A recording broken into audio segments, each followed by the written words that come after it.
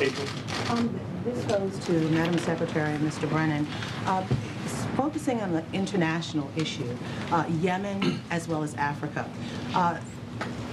Since this attack, has anyone from the Yemen embassy or the Yemen ambassador come to the White House since the attack happened recently to talk to anyone about this? Do you know? I can't talk to communication with the White House, but I suspect we've been in regular contact with the Yemeni government. I've spoken to President Saleh, in fact, after this event took place. And the Yemeni foreign minister, in fact, is going to be coming here. So there have been a number of interactions with our people in Sana'a as well as with Yemeni officials. Now, the issue of extradition, the way I understand it, there's no extradition from Yemen. Is that an issue, particularly with the breeding of terrorists there and extremists? Is that on the table with the Yemen government, extraditing them? Back here to the United States? If, in fact, there is a reason to do that, we will do that. Okay. If they have someone. And also on the Africa issue, some in the national security community are saying that the focus needs to be placed on the continent of Africa. The president's talked about Somalia, and there are breeding grounds in Africa where extremists from the Pakistan-Afghanistan border are going to Somalia, and there's a fear that the tentacles will spread from there into northern Africa, into Europe. Have you or anyone here talked to any of the African leaders, and is AFRICOM appropriate to handle this kind of situation right now after Christmas attack? Well, let me just say that, as I mentioned, we've already deployed high officials from our department around the globe, and indeed they will be going to Africa as well. They need to be part of the solution. This is a global travel issue, not just, as I've said before, the United States. So indeed there's active engagement there. There are many different groups in Africa that are a serious concern from a terrorist perspective. Al-Qaeda in East Africa, Al-Shabaab, Al-Qaeda in the Islamic Maghreb. We've had an ongoing and robust dialogue with African countries and leaders, as well as with other countries in the area.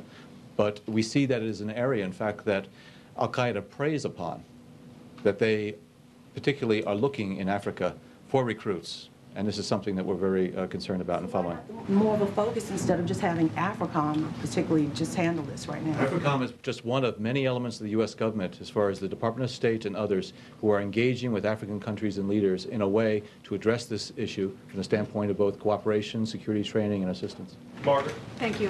John, is there, to follow up on Michael's question, is there any information that the government has been able to analyze now that you had prior to Christmas but hadn't gotten to analyze yet, that is now fitting retrospectively into sort of explaining what had happened?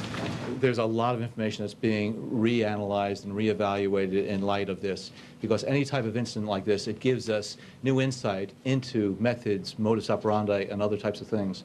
So there's scouring going on right now of all the different data sets within the intelligence community to identify, and we are pursuing a number of leads as a result of that review. Could you tell us about any of those findings? Presumably the report today is what was released today to us a greatly redacted version of what's been presented to the president, and does that explain the delay this afternoon? As I said earlier, part of the delay is in declassifying a very complex document, and we apologize for the delay. Lynn? Is the system already in place, meaning if the father would have went to the embassy, if we had a similar situation today, would a ping immediately happen? Would the crosstab come up with the fact that a person had a visa, for example? And that's isn't that one of the things that you're talking about? So I'm wondering if the fix is already installed. And to Secretary Napolitano, since there aren't body imaging machines all over the world, I take it that pat-downs might be used. What do you say to people who are just squeamish about personal privacy being invaded and body searches?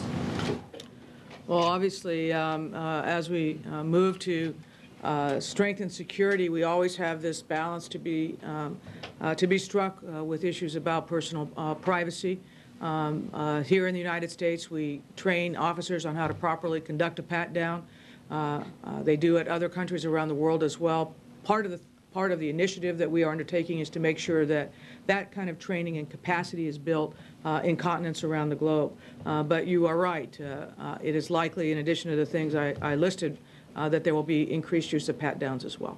And On the first question, I'm confident that we have taken a variety of corrective measures that would have allowed us, had we taken them before, to identify Mr. Abdul Muttalib as somebody of concern. He was identified as an extremist by his father, not a terrorist, not somebody who was planning to carry out a violent act, but particularly the National Counterterrorism Center has been working day and night since this December 25th attempted attack, has been scouring all of the databases, identities databases as well as all source databases, to make those correlations. And I'm confident that they have done that very thoroughly. Thank you, guys. Thank you, Tom. One thing I didn't understand.